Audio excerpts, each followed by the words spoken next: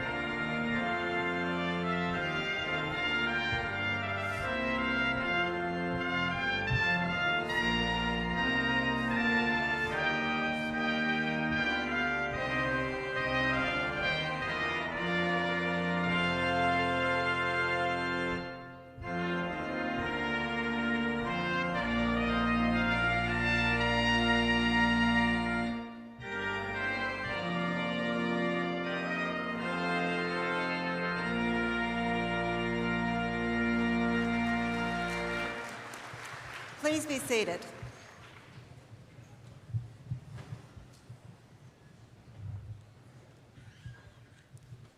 Welcome, graduates, families, and friends, to the 2026 commencement of the University of Pittsburgh at Bradford. I have just a few housekeeping items to share. First, we kindly ask that all electronic devices be silenced both in the KOA Arena and in Blaisdell Hall, Bromley's Family Theater. Second, in the event of emergency, there are 2 exits behind me and 2 at the main doors. Thank you. It is now my pleasure to introduce to you the President of the University of Pittsburgh at Bradford, Richard T. Esch.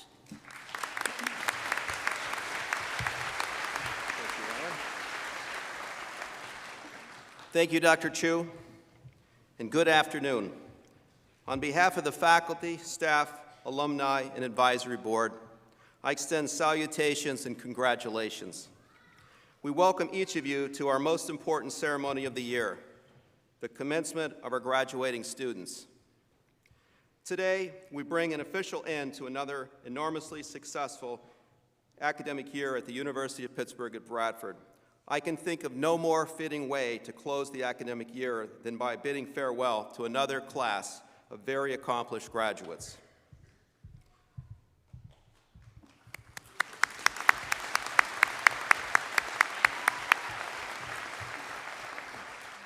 At this time, I would like to introduce the members of the platform party and distinguished guests.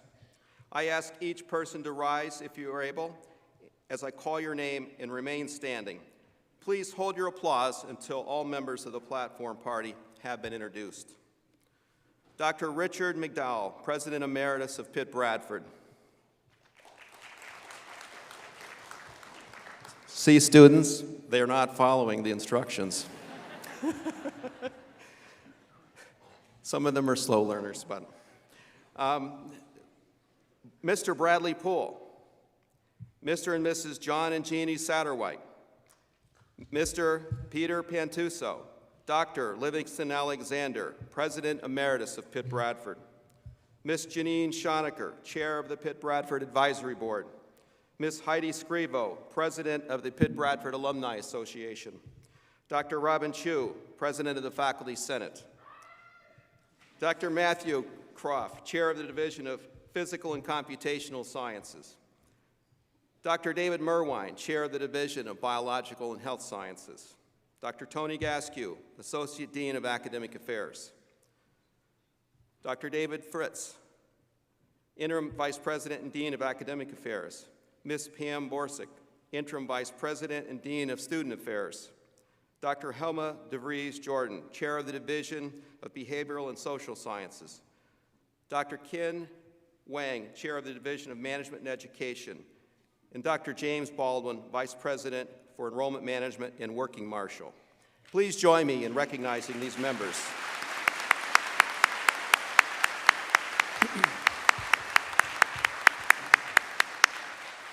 Thank you, and please be seated. Our graduates and their families celebrate a special accomplishment today because of the outstanding efforts of our faculty, staff, and advisory board. These dedicated members of the Pitt-Bradford community make it possible for our students to experience a superior educational environment in a caring and intimate setting. Would the members of the faculty, staff, and the advisory board please stand?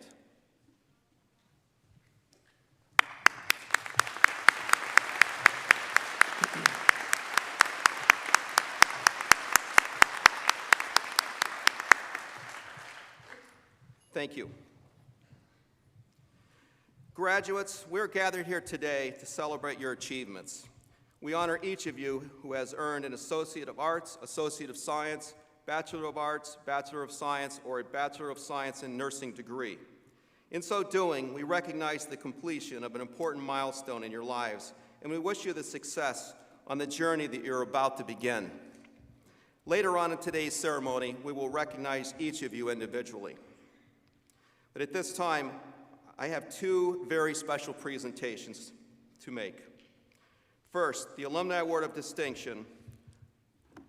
The Alumni Award of Distinction is an honor that the college confers periodically on a Pitt-Bradford graduate who has achieved distinction beyond noteworthy contributions to their profession, community, or to the University of Pittsburgh at Bradford. This year, I have the great pleasure of presenting the award to Bradley Poole.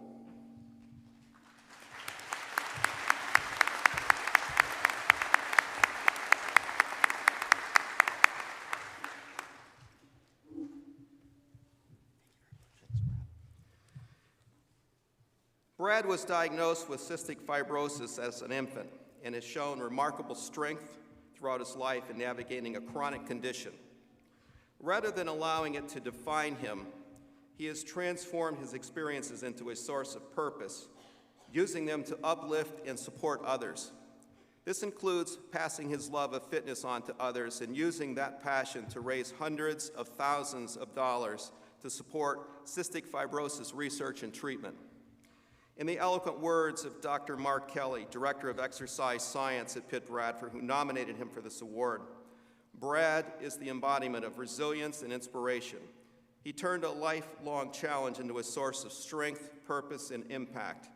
Through every mile he runs and every life he touches, he proves that limitations do not define us. Our courage to rise beyond them does.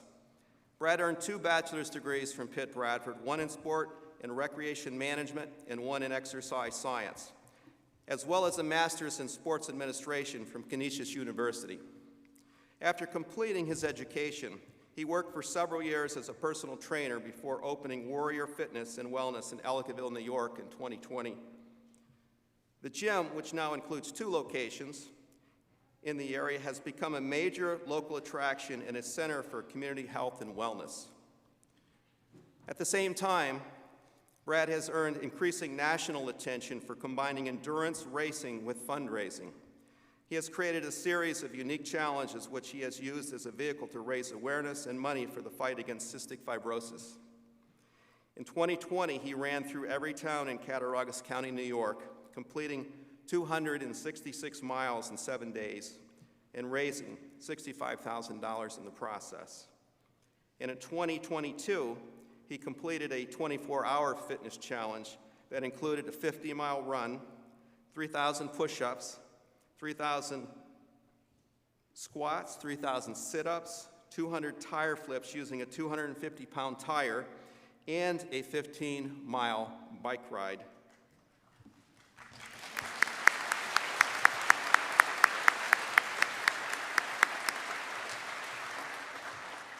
These are achievements that are truly worthy of recognition and celebration.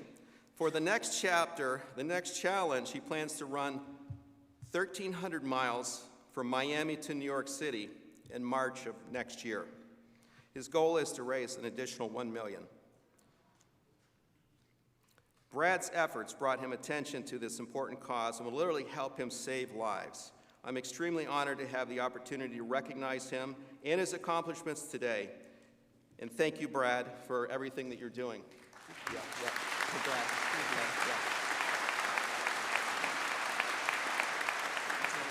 Yes, thank you.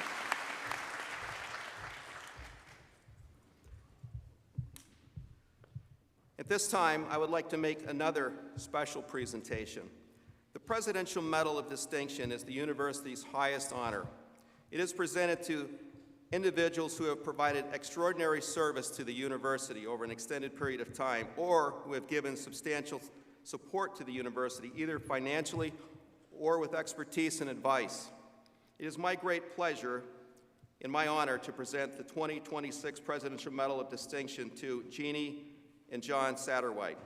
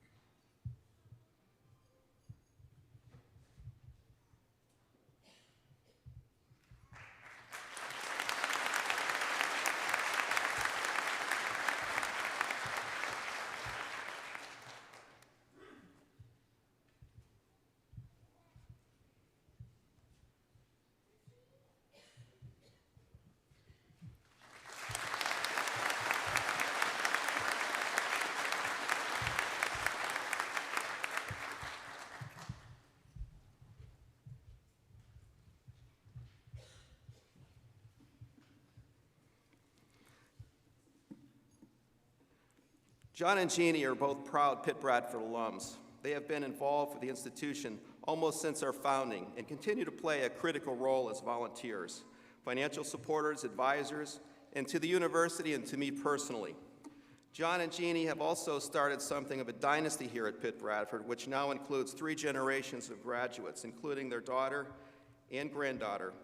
So thank you for passing along the love and enthusiasm for Pitt-Bradford to so many.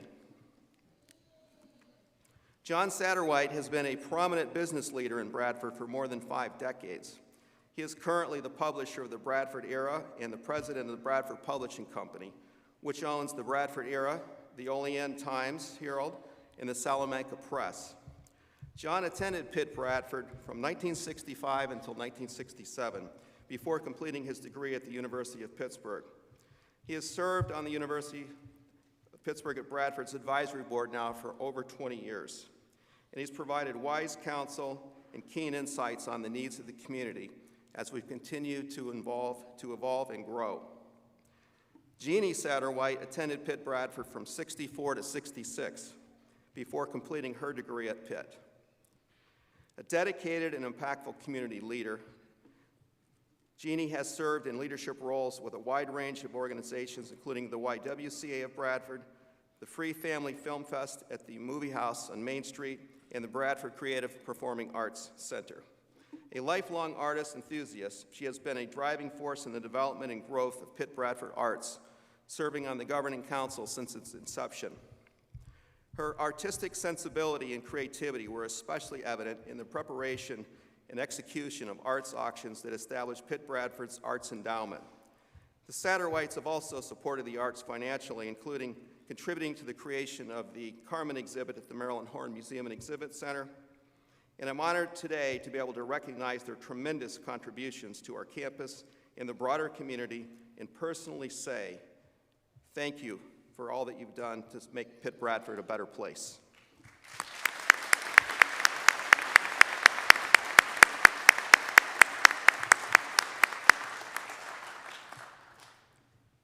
Now I have the distinct pleasure of introducing our 2026 commencement speaker. Peter J. Pantuso is a prominent trade association executive and an international thought leader in transportation and tourism policy. He has used the position to influence and drive real change that has enhanced highway safety, advanced innovation in sustainable transportation, and driven economic growth in the travel and tourism industry, both nationally and internationally. Even more importantly, he has made a commitment to giving back and supporting causes that he cares about, which has greatly benefited his community and Pitt-Bradford and its students. He is the definition of a servant leader. I'm honored to call him my friend. A Bradford native, Pete enrolled at Pitt-Bradford in 1973. He spent 2 years on campus before earning his Bachelor of Arts degree in Economics and Political Science at the University of Pittsburgh. Pete began his career in government affairs by working with the Pennsylvania State Senate. He later moved to Washington, D.C., where he supported the work of several national trade associations, including the Rubber Manufacturers Association and the National Confectioners Association. He was named president and CEO of the American Bus Association in 1996, and over the next 28 years, he transformed it into the nation's largest and most influential motor coach, tour, and travel association. He has also served in a number of government advisory roles over his long career, including being appointed by the U.S. Secretary of Transportation to serve on the National Advisory Committee on Travel and Tourism Infrastructure and the Motor Carrier Safety Advisory Council.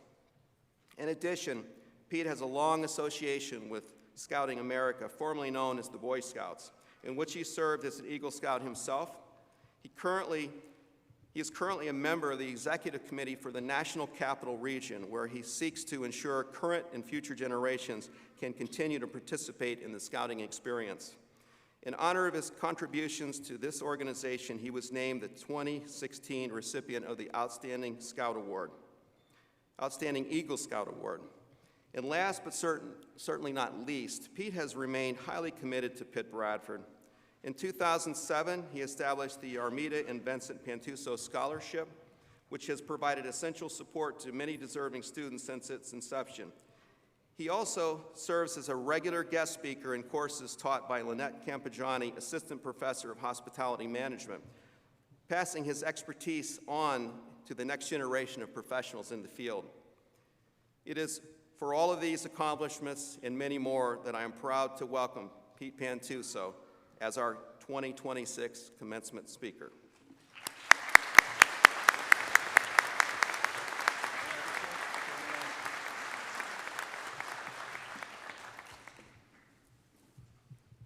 Thank you, President Esch. Good afternoon and congratulations to the class of 2026. Wow, what an accomplishment. And I've got to say before I start, the thing that I'm most excited about are all the decorated caps that I see. You know, my generation was not that creative. We colored inside the lines, we didn't color outside the lines. So those are special to me. So congratulations for taking the time to do them. What an accomplishment you have all made to get to this point. I know it was built on hard work, a lot of sweat, probably some tears, probably some fun once in a while. And I'm sure at times you questioned whether you made the right decision. But you did. You definitely made the right decision. This is not the end of your journey. This is just the stopping point before the journey continues. I'm honored and I'm humbled to be asked to be here today. And it's somewhat surreal for me, and I feel like I've come full circle because 60 years ago, I played as a kid right here. This was my playground. This is where I went fishing. This is where I rode my bike. This is where I played with the airplanes that were in the hangar over there. It's where I went to the carnival. It was even more daunting to me when I saw the announcement in the local Bradford paper online. Because every time I opened the digital announcement that I was going to be the speaker, right in the middle of that announcement popped up an ad for granite tombstones. Every single time. As Jeff Foxworthy might say, here's your sign. I'll probably order one next week just in case. I grew up less than a mile from here. My parents are from Bradford. I had no intention of coming to Pitt-Bradford to go to school. It was probably the last place I wanted to go. There was no real campus. There were a couple of dorms. There was the hangar. The classes were in an old hardware store downtown. That was all that was here at the university when I started in '73. But my parents informed me that they'd made my decision for me.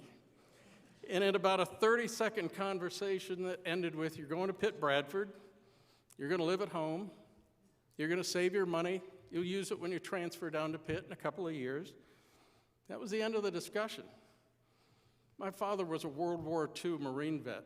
You pretty much followed orders when he told you what to do. Years later, I said to my dad, why'd you bother taking me to these other schools to look at them if you'd made up my mind for me? He said, your mom and I just wanted to go for a ride. Nothing I'm going to tell you in the next 15 minutes is going to be new. I'm sure you've all heard it before. You're going to hear it over and over again during your lifetime. So I would say to the students, if you had a long night of celebrating last night, this is a great time for a nap. I'll let you know when the nap's over. It's also likely that this is going to be the last Pitt commencement speech you're going to hear that has not been touched by AI. Not that I don't use AI or I don't believe in it, I certainly do. But AI does not understand the joys or the hardships or the challenges or the emotions that people face. And it certainly doesn't appreciate that passion that I have for each one of the graduates today and for this university. AI doesn't have feelings yet. I started at Pitt-Bradford September of '73. I'd been working that summer painting some of those dorms and repairing them. There was a new president who had just started, a fellow by the name of Dick McDowell, who had a lot of vision, a lot of ideas, a lot of energy, and he still does today. 50 years later, the campus is stunning, but it took 50 years for it to get this far from when I started. It's about the length of time that most of you will have in the working world. Like this campus 50 years ago, your journey is just beginning. Your careers will not spring up overnight, just like the campus didn't. The campus grew because of hard work, because of the leadership of President McDowell, President Alexander, now President Esch, as well as countless generous individuals, people who supported Pitt, some here in this room, some not in this room. And because of the amazing students who came here over that period of time. What you see around you when you look at this campus is just a symbol. It's a symbol of how your career can look and how it will be built with decades of hard work, successes, support from others, in addition to the lessons you're going to learn from failures along the way. Each one of you today, like this campus, will also be successful because you worked hard to make sure it happened, and because of the other opportunities you're going to create for yourself. These opportunities are going to include getting the right education, which you've already started, developing the right skills, having the right attitude. Maybe like me, you were in the right place at the right time and you were lucky. All of these factors will come into play many times throughout your lives. All of us here today are here for another reason. Somebody cared, you cared enough to get your degree, and it's just the beginning. I know it wasn't easy. I was a Pitt-Bradford student. It wasn't easy to get the money. It wasn't easy to leave home for Pittsburgh. It wasn't easy to work while I was going to school. It was hard. And I can guarantee you, life is going to continue to be hard. And by the way, not everybody's going to get a trophy or a participation award along the way. Studying was probably my least favorite thing to do at Pitt. My best friend and I almost flunked out one semester in Pittsburgh because we played too much golf instead of going to school. But at that point, we had two options. We could continue to play golf and probably get a little bit better. We were never going to be on the PGA Tour, or we could study. And that's what we did. And we both ended up running very successful organizations for decades. You're going to face the same opportunities and challenges in your lives, and I can tell you the decisions that you make today and from now on are going to impact your trajectory. So I'm going to give you a couple of thoughts. First, listen with your ears and with your eyes. How many times do you hear something, like my remarks or a lesson or a comment? You think, oh, I've heard that before. But how many times do you realize you hadn't heard it just that way? I must have sat through thousands of meetings over a 50-year career. A lot of them were redundant. I'd heard the same thing before, but I learned something new every single time. Maybe it was about the subject. Maybe watching the response to the discussion, I learned something about the other people at the table. And that helped me achieve my goal in that meeting. Sometimes my adversaries were sitting on the table, and I had an opportunity to see their reaction to the discussion, and it helped me be more successful. And sometimes it helped my adversaries and I to find some common ground so that we could both be successful. Common ground. In Washington, D.C., where I live, that's become a dirty word. But it means everybody gives a little, so everybody can win. I was an economics major, as President Ash pointed out. I wasn't a very good one. I found the lectures boring. I didn't always understand it. And then I met this aging economist. He worked for the Conference Board in New York City. Conference Board is responsible for releasing data every month. He was an economist with a passion for riding the bus, and that's how we got to know each other at the American Bus Association. When he was traveling to a city by bus, he saw the crops that were being grown along the way. And he thought about those crops. He wondered where they were going to end up. He wondered what it took to plant them and harvest them and sell them and ship them. During stops in small towns, he'd look in the people's faces and try to assess, were they happy, were they sad, what was going on? He'd ask people at the cafe about the local economy, about where they worked and what they did. He'd assess the conditions of the roads, and the buildings. Were they pristine because the community was thriving, or were they in a state of decay? He wondered about that aging plant that he saw that he rode by on the bus. Had that closed and that affected the community? What about the crops that he saw? The price of corn dropped, and so the economy was desolate in that community? That was economics. And I finally got it, but it took me 30 years to understand it. It was about the bigger picture and how the sum of the parts came together to add up for the region of the health and whether it was vibrant or decaying. It was finally interesting, but he taught me how to listen with my ears, but also with my eyes. Second, I want to tell you that AI is not going to replace you. Oh yeah, we're all replaceable at work, absolutely. And if I were in your shoes, I'd probably be a little bit concerned about the future. Based on the news that you hear, half the reporters talk about how AI is going to put millions of people out of work, and the other half talk about how AI will create millions of jobs. That's the same discussion I heard 50 years ago about the personal computer when it made its debut. But you know what? Somehow we all survived, and a lot of us thrived because of the personal computer. So I will tell you, if for some reason AI takes your job, you're going to create your own opportunity. You're going to succeed and you thrive well beyond what your dreams were. And maybe with AI as a new partner in your business. What a great time to fulfill your entrepreneurial spirit and your own destiny. Third, failure and success are inevitable. So don't be afraid of either one. Don't be afraid of failure. It's a great learning opportunity. But don't be afraid of succeeding either. You know, there are some people who are just as afraid of success and moving to the next level as they are about failing. You're going to do both multiple times throughout your careers, especially if you push yourself. Roger Federer, one of the greatest tennis players ever, gave the commencement speech at Dartmouth in 2024. Not sure why you didn't get him here, but over 2 decades, Federer played over 1,500 matches and won almost 80%. He earned 20 Grand Slams, and he won at Wimbledon 8 times. And he asked the Dartmouth class, of those 1,526 matches, how many points do you think I won? What was the percent of points that I won?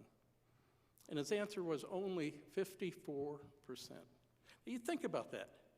Federer was the most dominant player of his time, an incredible athlete in the century, but he lost almost half the points that he played over his career.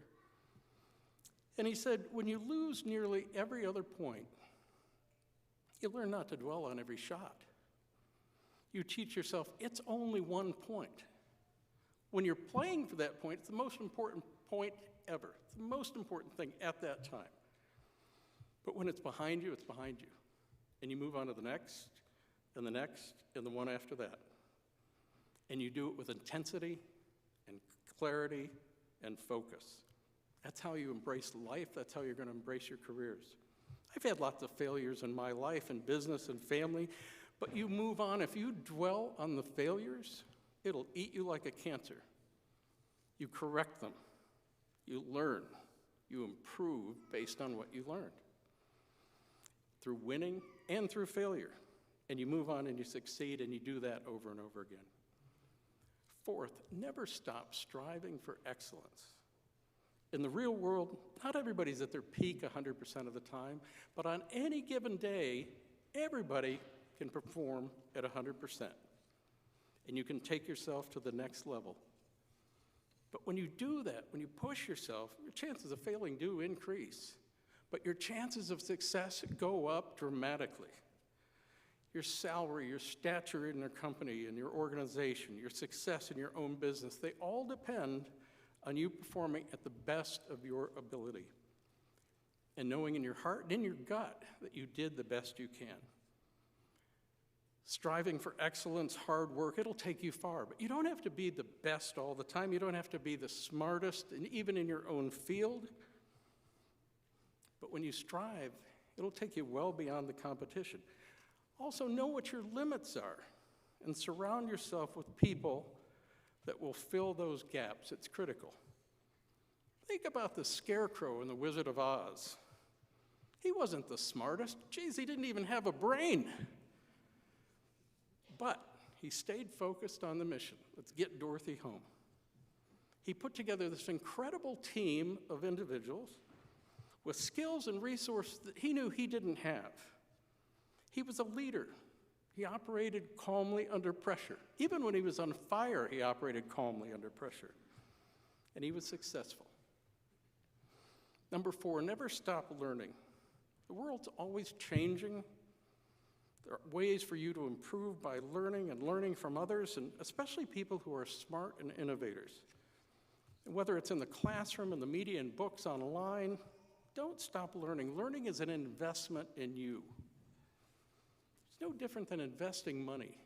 If you don't invest money, it loses a little bit every single day. You invest money, it grows, it keeps ahead of inflation. You need to do that with yourselves. Keep investing at you. Keep learning and staying ahead of the competition.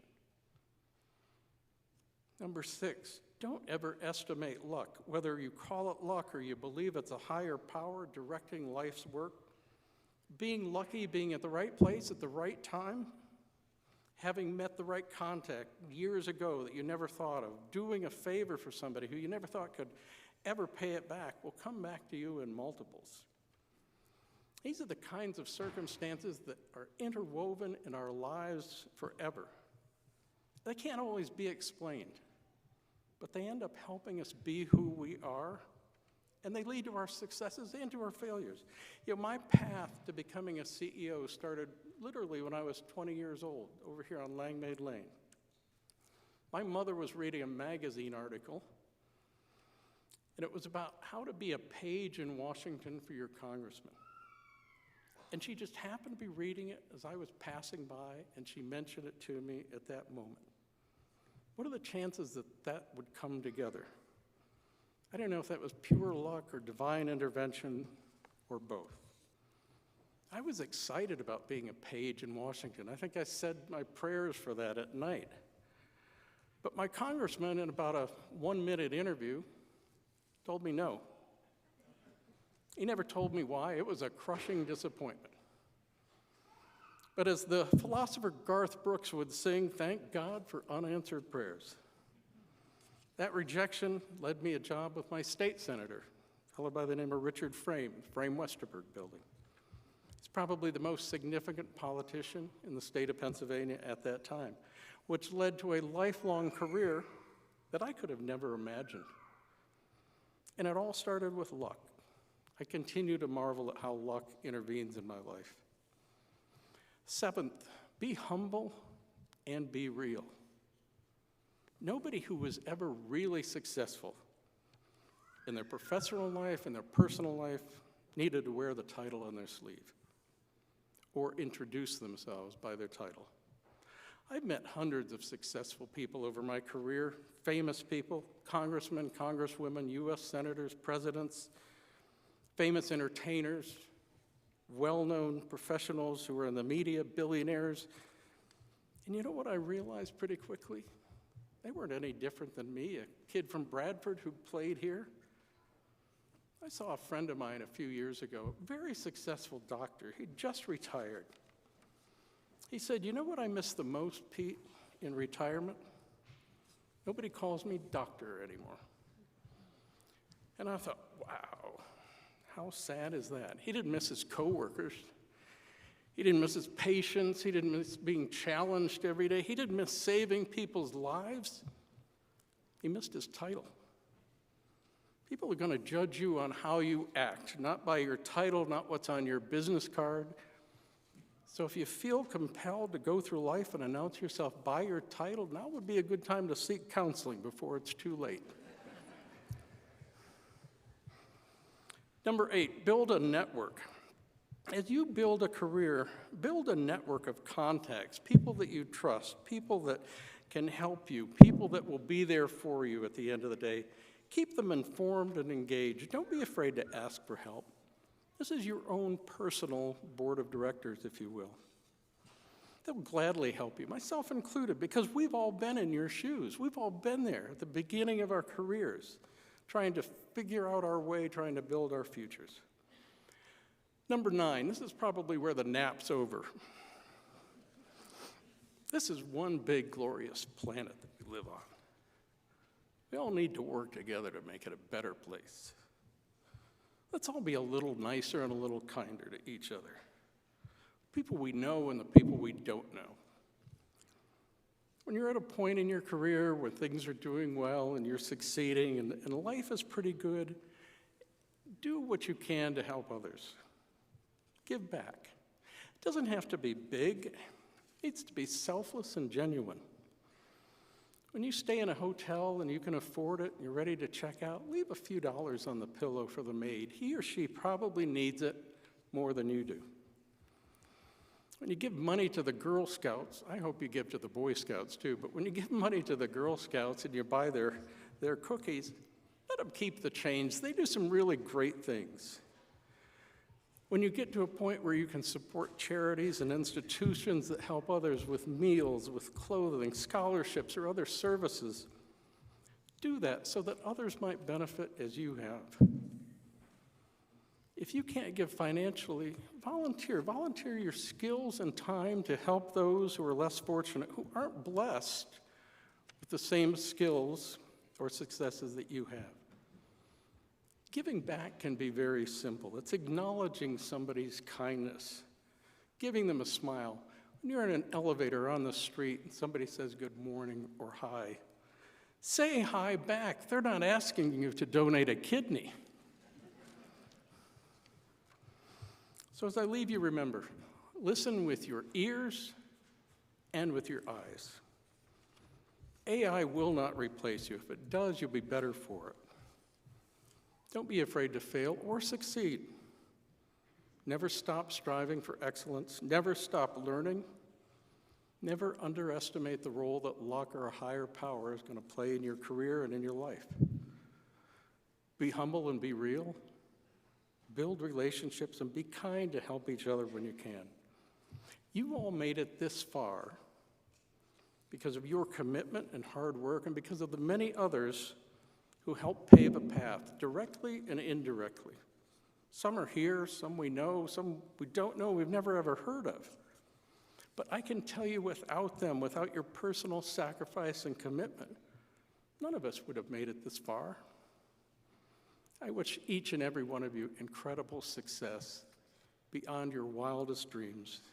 I hope our paths cross, and thank you.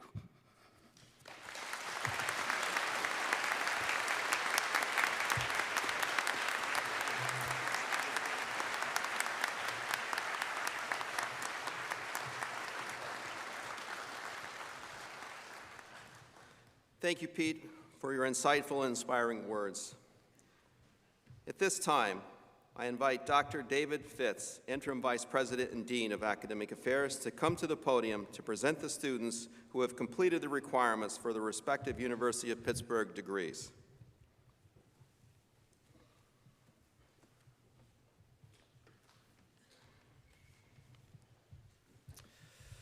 On behalf of the University of Pittsburgh at Bradford faculty, I extend to you the class of 2026. Our congratulations on the completion of your University of Pittsburgh degree. Your success is our success, and we are very proud of you. Mr. President, I have the honor to present to you those students who have completed the requirements for the Associate of Arts or Associate of Science degree. Will the candidates for these degrees please rise?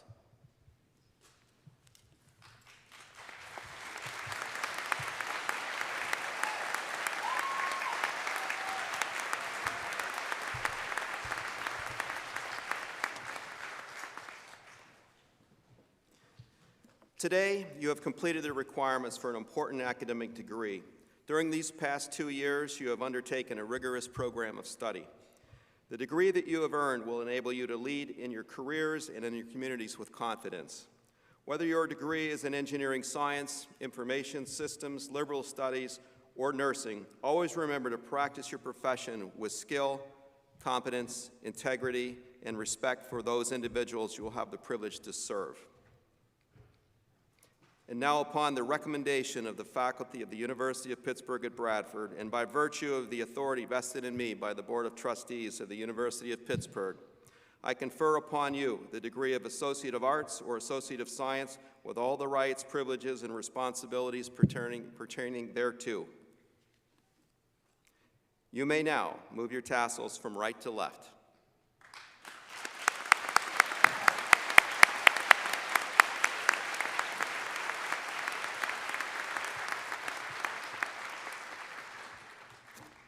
The complete list of graduating students is printed in your programs. For today's ceremony, we will be reading only the names of those graduates present. As your name is read, please come onto the stage to receive your degree.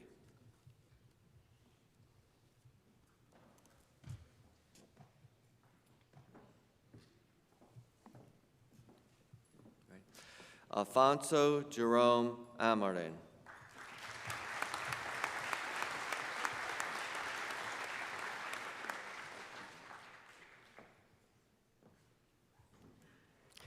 Kennedy Daly.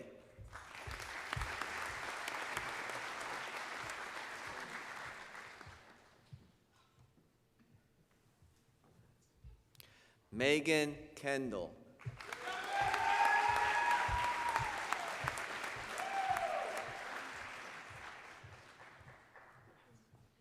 Natalia Rohana Odin.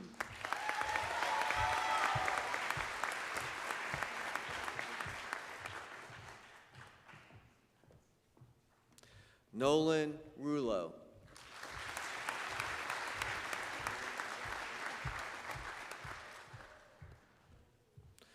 Miranda L. Saunders.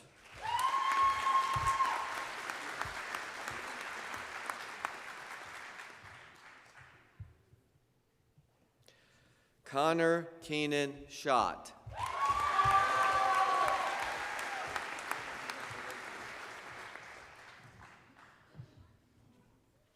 Stephen Omar Stewart.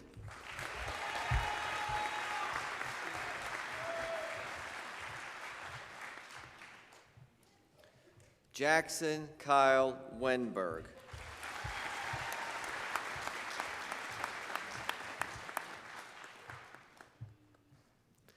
Janaea Williamson.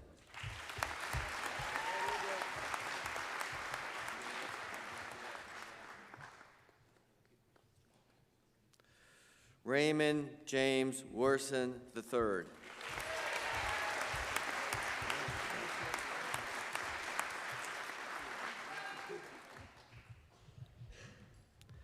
Mr. President, I have the honor to present to you those students who have completed the requirements for the Bachelor of Arts, Bachelor of Science, or Bachelor of Science in Nursing degree.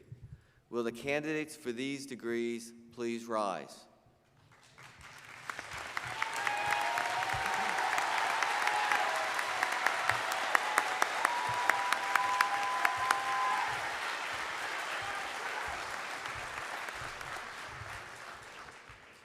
Each of you has specialized in a particular academic discipline, and you have done so while becoming broadly educated within the liberal arts tradition.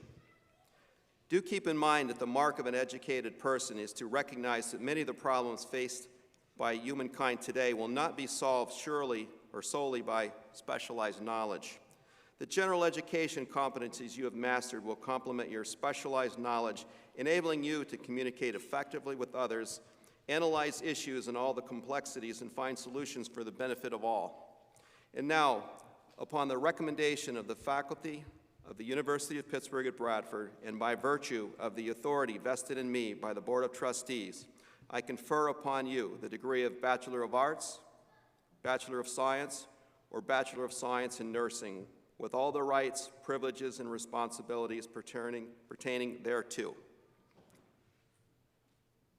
You may now move your tassels from right to left.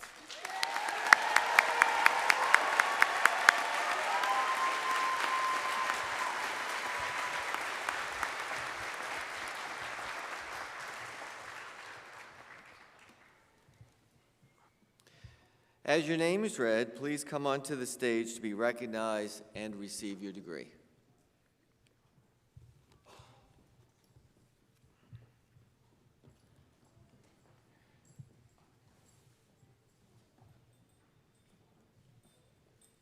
Alfonso.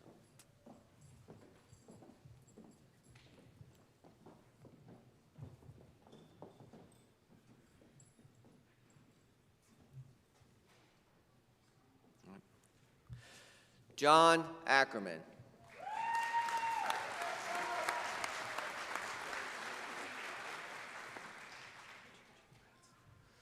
Marvelous Uchechukwu Abanusi. Summa cum laude.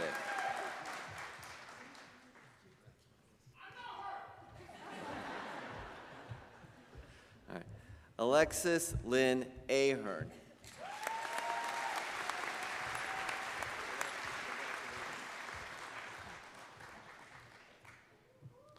Alfonso Jerome Amardin.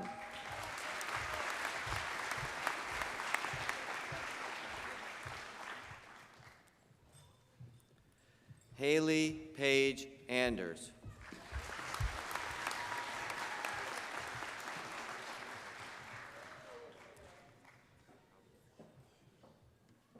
Alyssa Daisy Anderson.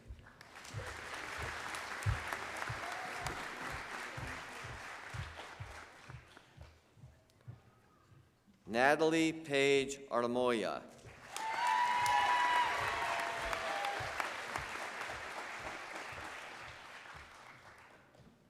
Noah Avey.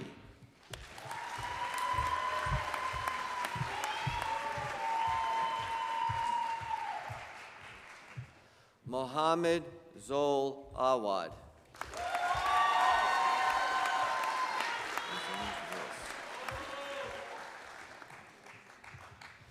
Rosangeles Abar Reyes.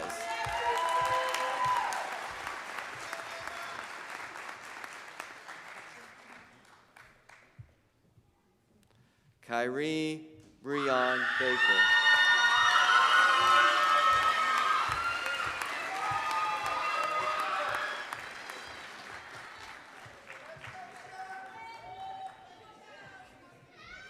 You're Kyrie.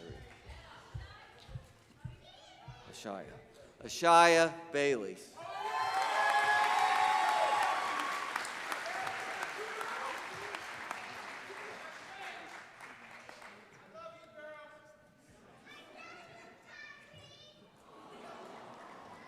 Timothy Beimel.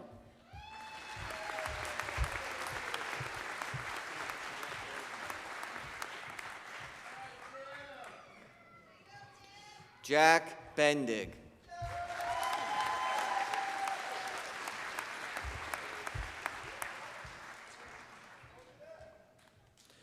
Jordan LaShawn Bennett.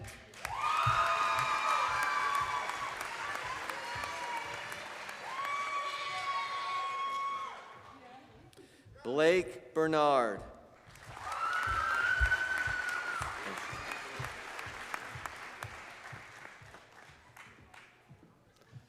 Brenna Regina Beshak.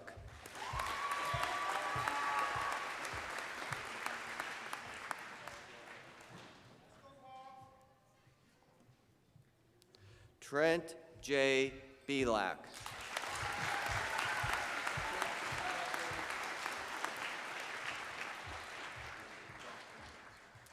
Max Edward Bezak.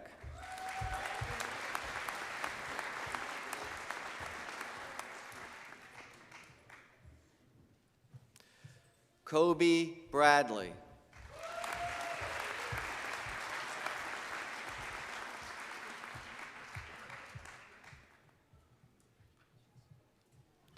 Thomas Burke.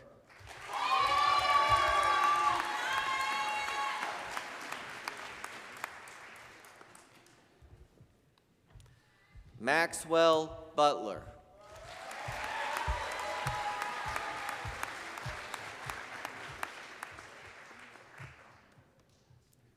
Kayla Mae Carlson.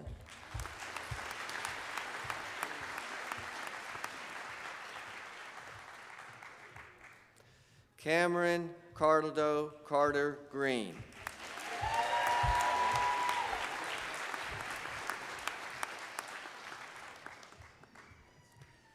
Isabella May Sercone.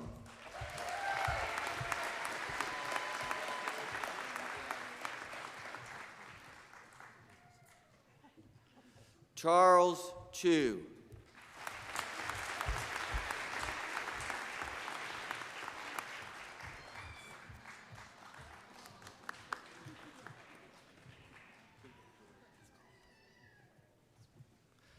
William John Clayson III.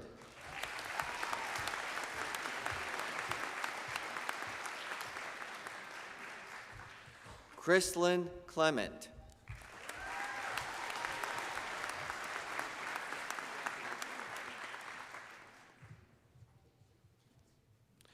Jamal Coleman.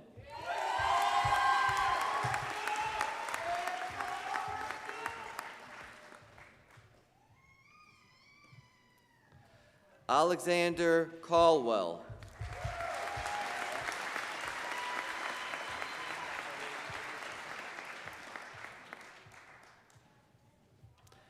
Alan Compress.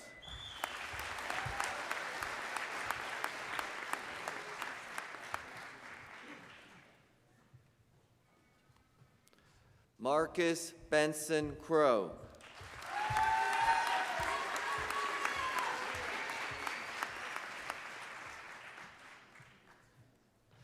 Abigail Lynn Cusumano.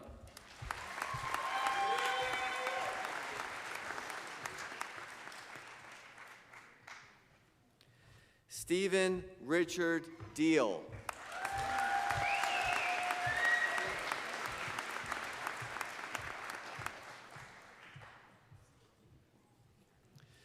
Caleb Doherty.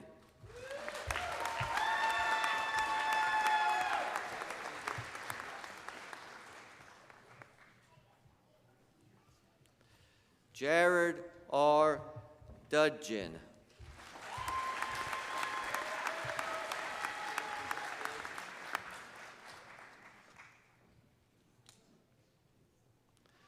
Riley Duell.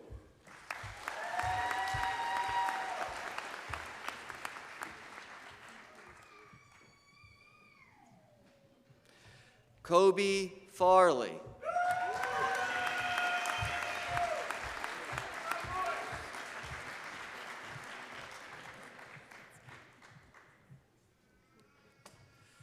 Harley Ann Fisek.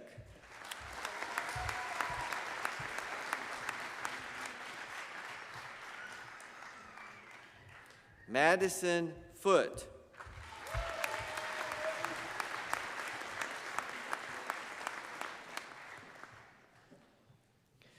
Kirsten Foster.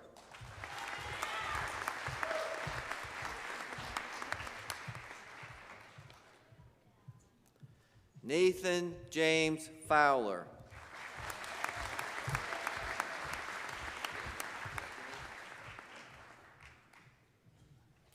Grace Gardner.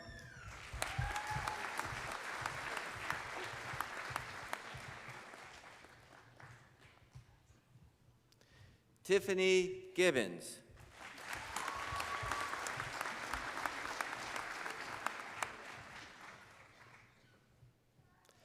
Abigail Goss.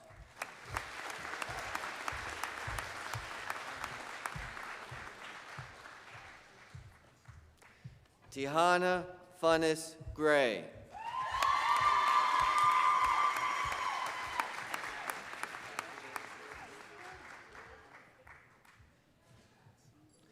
Lindsay Grubbs.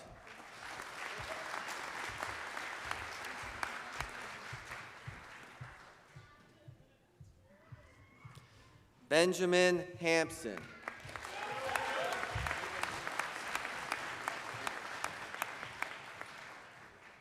Cassandra Lee Harless.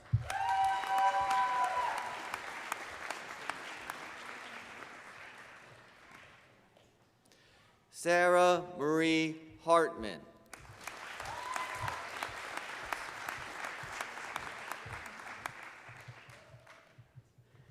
Matthew Patrick Hassay.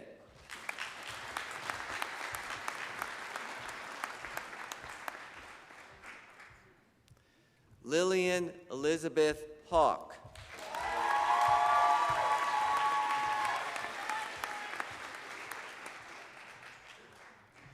Andrew Hines.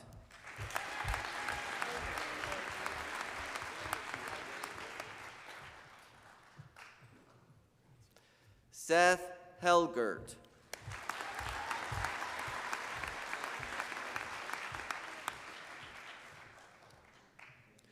Quentin B. Hepner.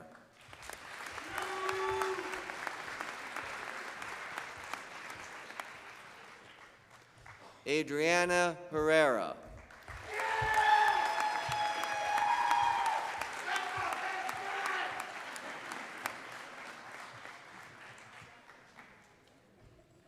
Gracie Hickson.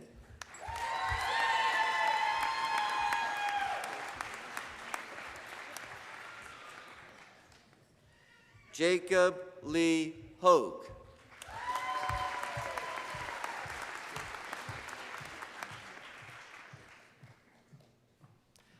Emma Catherine Homan.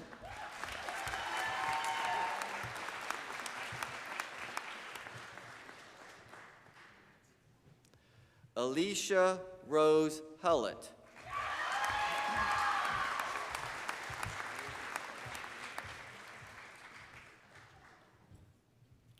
Kwamir Jackson.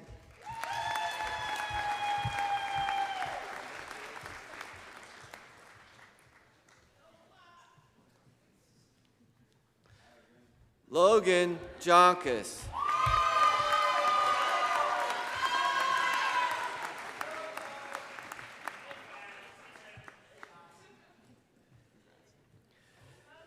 Kyle Ketchum.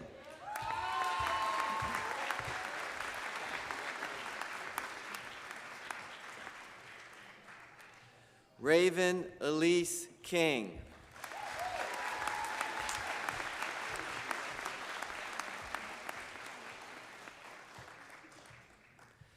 Taylor Michelle King.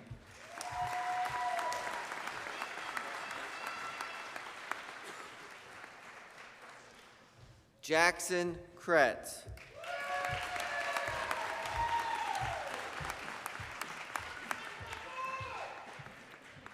Chloe Lasecki.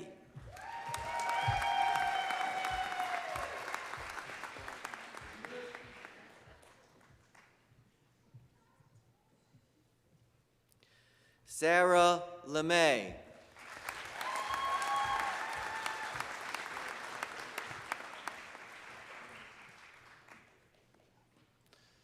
Shan Lin.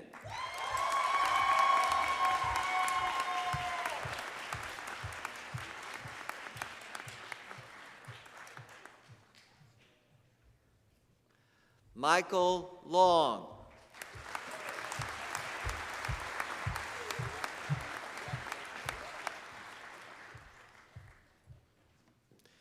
Danielle Riley Lorch.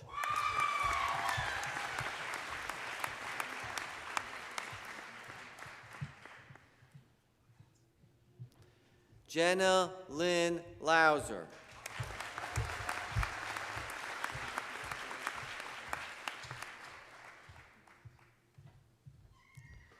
Jameer McKenzie.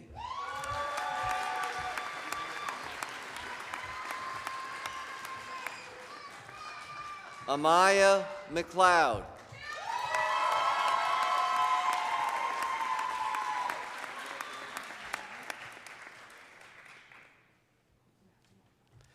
Alexander James Miller.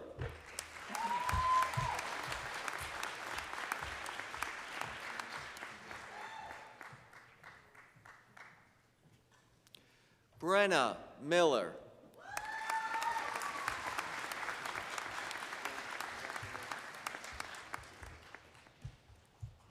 Mackenzie Kaylin Miller.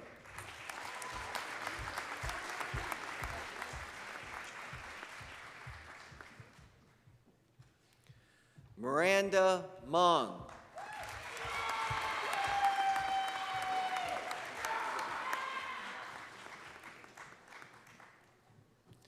Delaney Nicole Moore.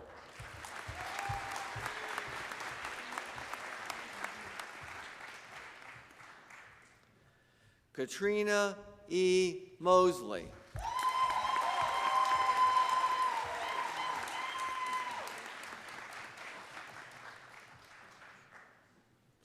Khalifa Musa.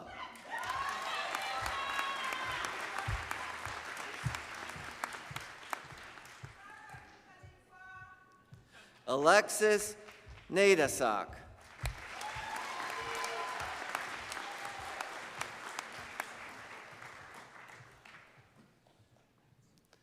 Shaylin K. Nichols.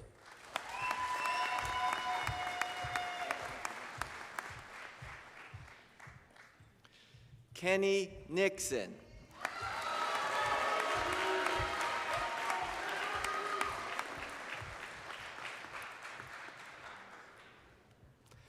Ali K. O'Shea.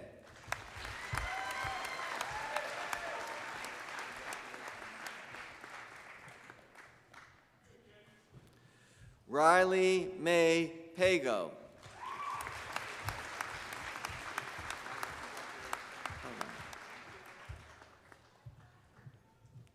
Nahal Pollan.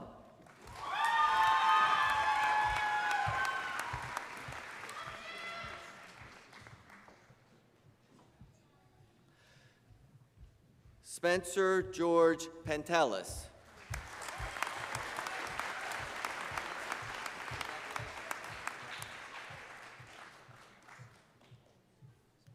Ashton J. Perry.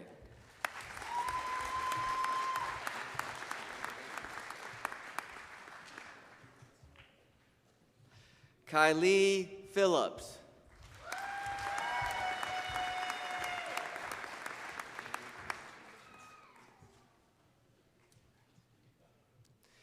Nia Lachey Pitts.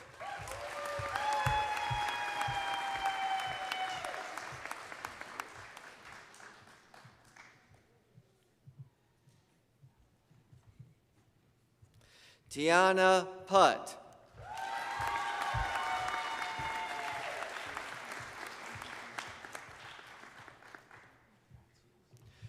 Lenora Ramirez Wildman. Ramirez.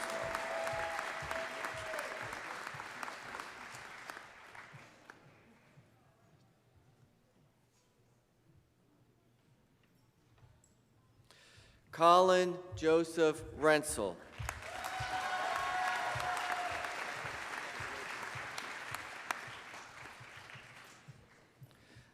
Alexander Rodriguez.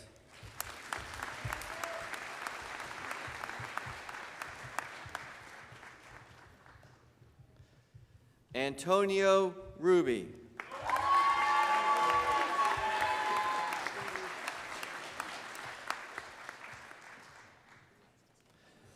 Audrey Sine.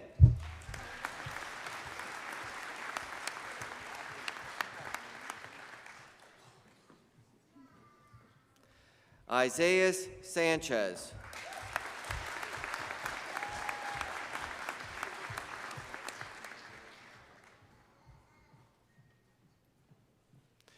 Willow Sandusky.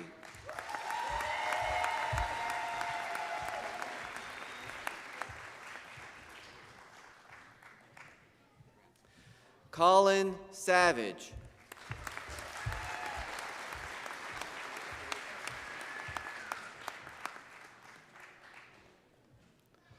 Connor Keenan Schott.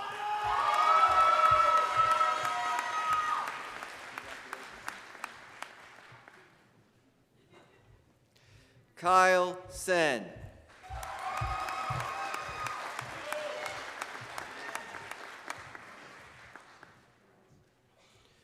Raquel Danielle Sewell.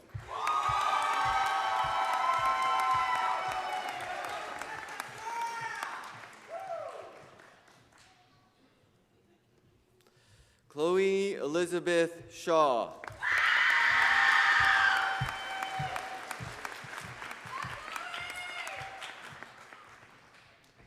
Jacob Michael Sherdell.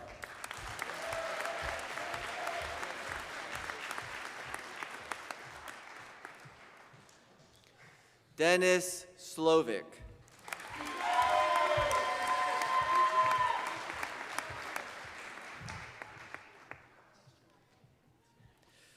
Gracie Catherine Stabler.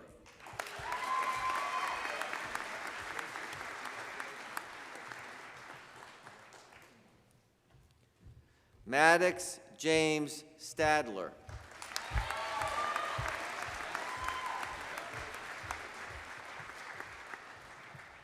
Stephen Omar Stewart.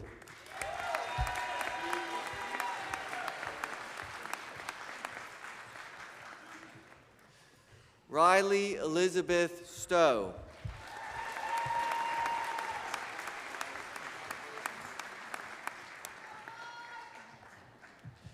Alyssa Marie Studley.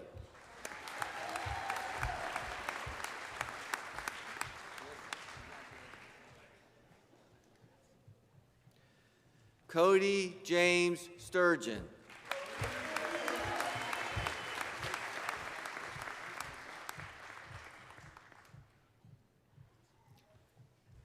Shane Sunderland.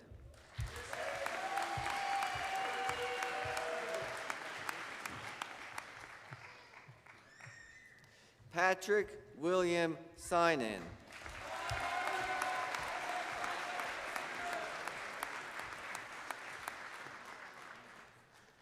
Kendall Tucker.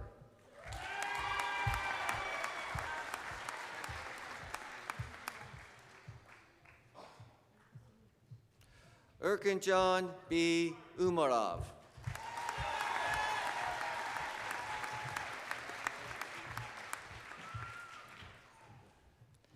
Faith Noel Lee Wallace.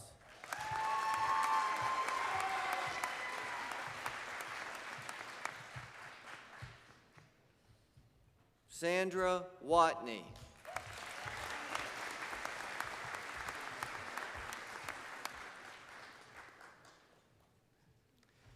Eden Wirtz.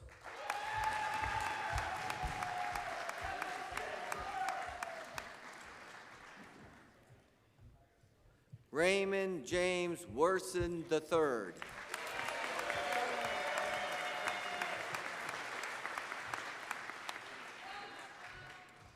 Samuel Robert Wright.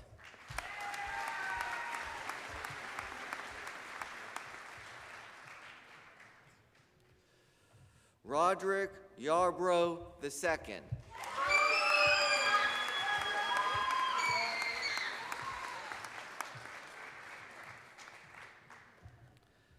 Conan Young.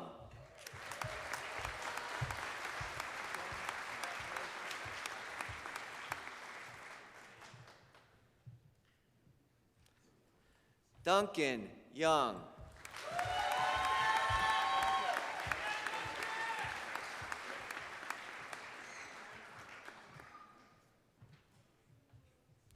Ethan Zimmerman.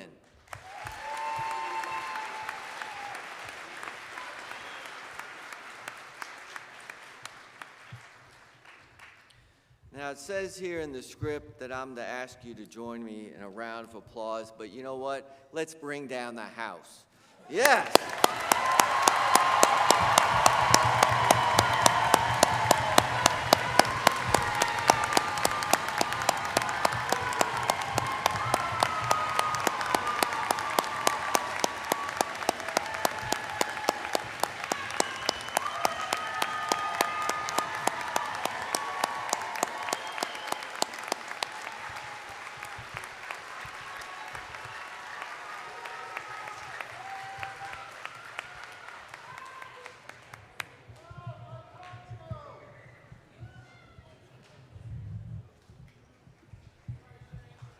Thank you, Dr. Fitz.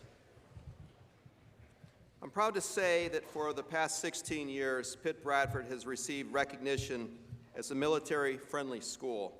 And in the last 2 years, our campus has been recognized as a military-friendly spouse school for the support that we give our veterans and their families. Several of our students are veterans, reservists, National Guard members, and dependents. We are grateful for these students and for all of our nation's service members, and I ask all of the veterans in attendance who are able to please stand at this time to be recognized.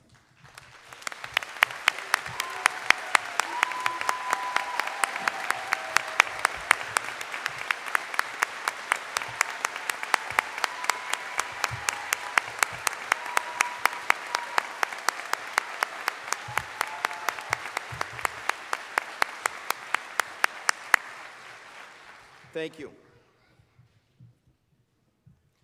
Pitt-Bradford has prided itself for many years on the number of students in each graduating class who are the first in their families to graduate from college. This is a major accomplishment for both these graduates and these families, and we would like to celebrate this significant achievement in their lives. Would those graduates who are the first in their families to graduate from college or university please stand and be recognized?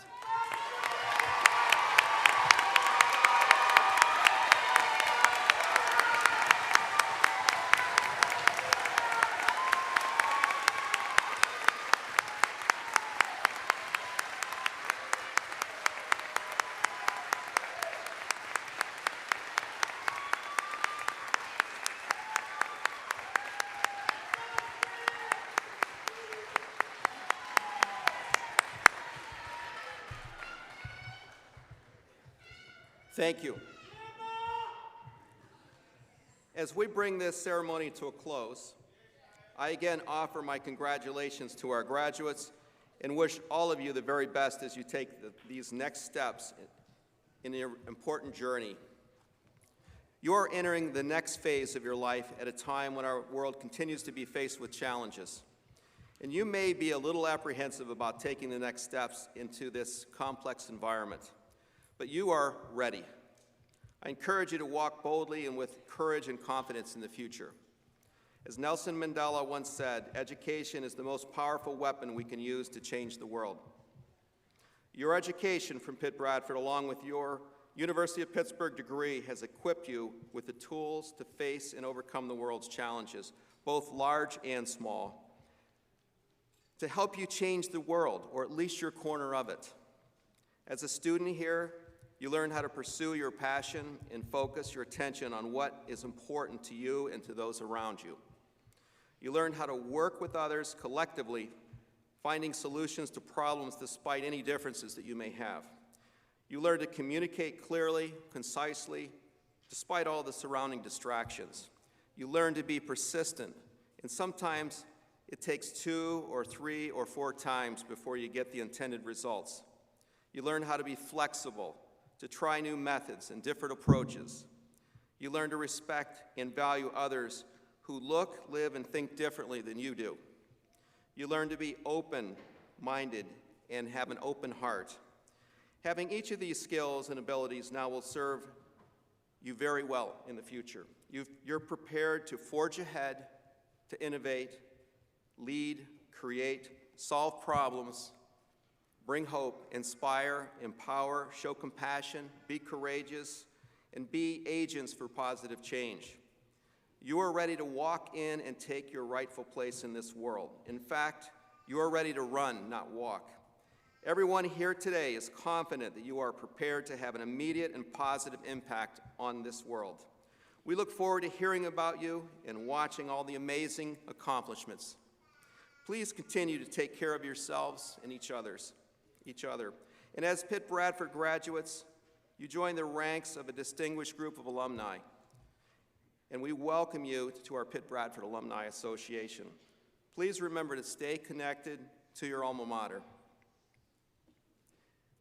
As it is important to pay tribute to our graduates, it is equally important that we recognize your families who have sacrificed much in supporting you throughout your college years. At this time, I ask the spouses, parents, children, grandparents, brothers, sisters, aunts, uncles, friends of our graduates to please stand and be acknowledged.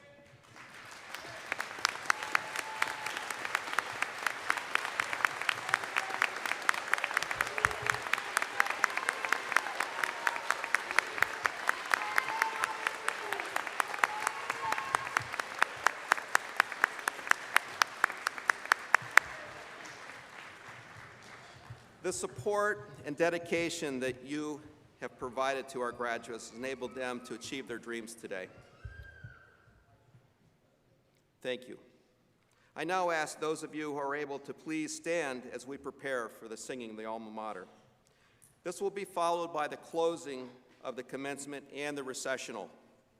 Mr. Sprout will now play through the alma mater one time to familiarize you with the melody.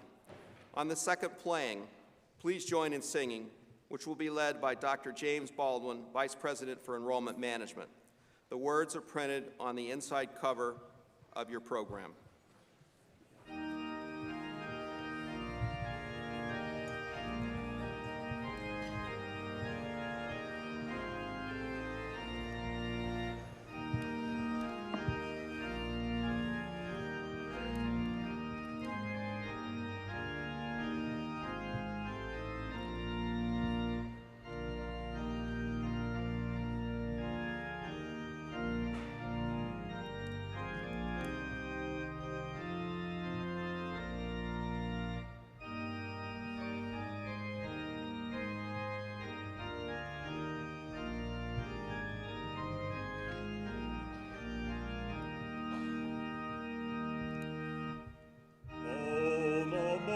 Wise and glorious, child of light and bride of truth, over fate and foe victorious, dowered with eternal youth, crowned with love of son and daughter, thou shalt conquer heirs of yore. Dear old Pittsburgh, alma mater, God preserve thee evermore.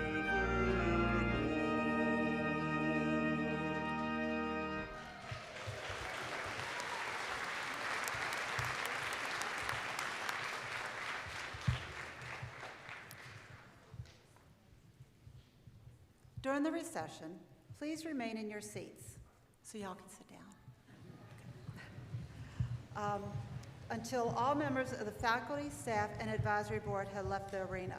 As soon as the platform party has exited, please feel free to join us for an informal reception that will be held in the field house across the hall. I hereby declare the commencement closed.